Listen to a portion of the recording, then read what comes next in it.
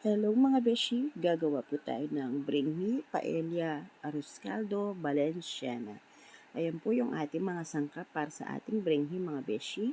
Tapos po ayan, gagamit po tayo ng konting mantika para po igigisa yung ating mga sangkap sa ating bringhi para hindi po siya malansa. Nagisa po tayo ng bawang at sibuyas, nilagay po natin yung pakpak ng manok or wings ng manok mga beshi. Ayan. Tapos po, linagyan na rin po natin yung pinakulong atay at balunan. Tapos, mekos-mekos lang po para hindi malansa yung ating manok mga beshi. Kailangan lumuan ng gisa. At linagyan na rin po natin yung ating hotdog mga beshi. Ayan. Gigisa din po natin. Nung nagisa na po siya mga beshi, linagyan na po natin yung ating second gata. Tapos po, habang hindi pa masyadong mainit yung ating second gata, piniga na po natin yung ating kinayod na luyang dilaw. Tapos mga beshi, nung makulay na po yung ating luyang dilaw, ayan po, pinabayaan lang po natin muna kumulo na kumulo. And then, tapos binuhos po natin yung ating malagkit. Ayan.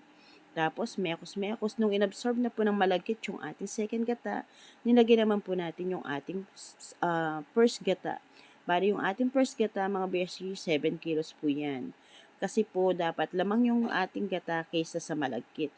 Yung ating malagkit, mga beshi, is 5.5 kilos lang po siya.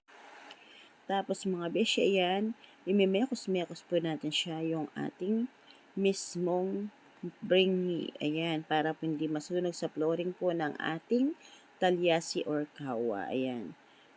Masusing mekos-mekos lang po siya. Nung na-absorb na po lahat yung gata, mga beshi, linagay na po natin yung ating carrots at saka red bell pepper. Kung napansin niyo po siguro mga beshi, hindi po ako masyadong magulay sa aking paella or bringi at simple sangkap lang po siya. Wala po siyang itlog, wala po siyang pasas or raisin mga beshi. Kasi gusto ko po yung uh, ma-recognize po ng mga no-order sa atin na yung gaano kasarap na simpleng-simpleng luto lang po siya at konting mga sangkap lang ng gulay.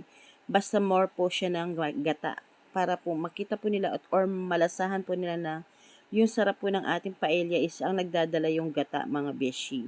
Ayan na po yung ating masarap na bringhi, paella or arroz caldo valenciana. Yung pong naka-slice po natin, hindi na po nakuha na ng video.